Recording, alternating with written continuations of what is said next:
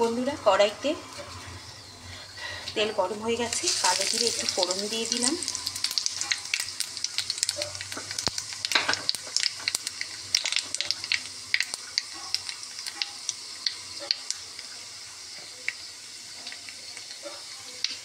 এবার এর মধ্যে তেলটা গরম হয়ে গেছে, কালো জিরে হয়ে গেছে, এর মধ্যে দেবো আমি আলু আর কাঁচা লঙ্কা একসাথে দিয়ে দিলাম।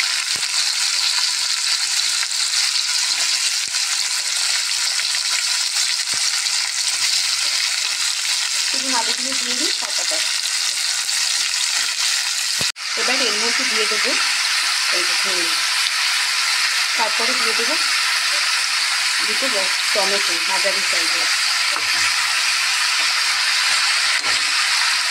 এটাতে আমি কোনো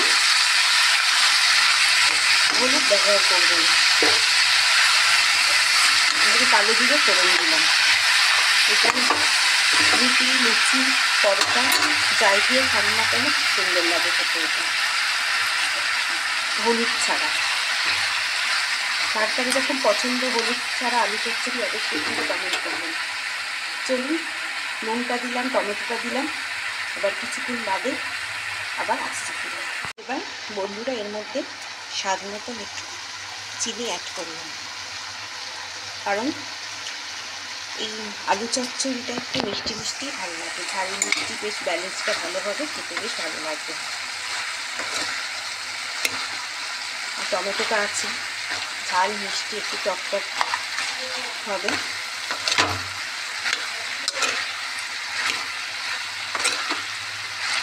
আলুগুলো একদম ভাজা ভাজা হয়ে গেছে।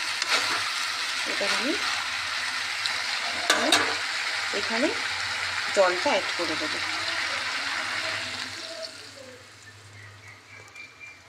চলুন, এবার জলটা অ্যাড করে দিলাম।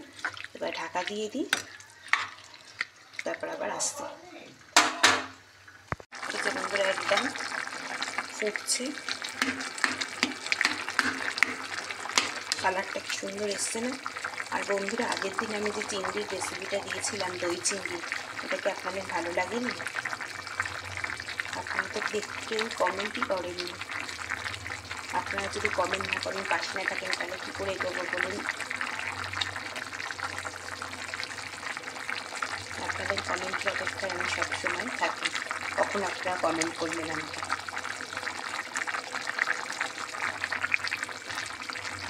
আজকে একটু রাগই হচ্ছিল যে কোনো বন্ধুরা আমাকে কমেন্ট করে না বলে কি রান্নাটা ঠিক ভালো হলো না।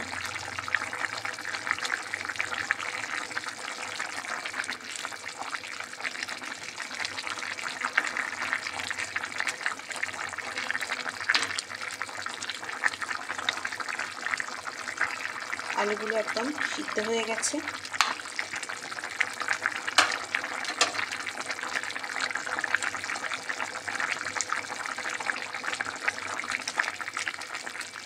নতুন আলু একদম ঝোল টেনে নেবে, ওই জন্য একটু জাস্ট একটু মাখো মাখো ঝোলটাই রাখলাম। দেখুন,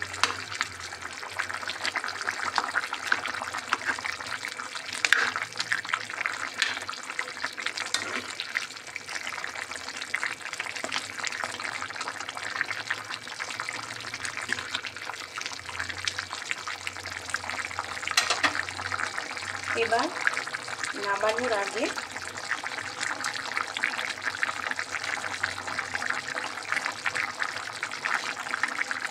এই চটপাটা মশলাটা একটু দিয়ে দিলাম,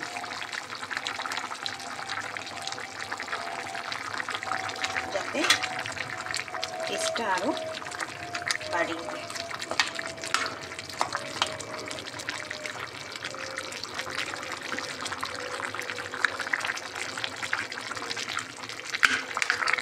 এই মশলাটা দিয়ে আর আমি বেশি ফোটাবো না। এবার গ্যাসটা অফ করে দেবো। দেখুন, গ্যাসের নফটা একদম আমি অন আছে, এই যে অফ করে দিলাম। তাহলে দিয়ে এবার ঢাকা দিয়ে দেবো। তাহলে আজকে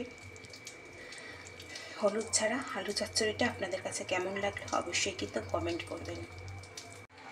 এই যে বন্ধুরা ফাইনাল লুক, গ্যাসটা অফ করে দিয়েছি। এই হচ্ছে আলু চচ্চড়ির ফাইনাল লুক। চলুন আজকের মতন এখানেই ভিডিওটা শেষ করছি। সবাই ভালো থাকবেন, সুস্থ থাকবেন। আজকের মতন এখানেই টাটা।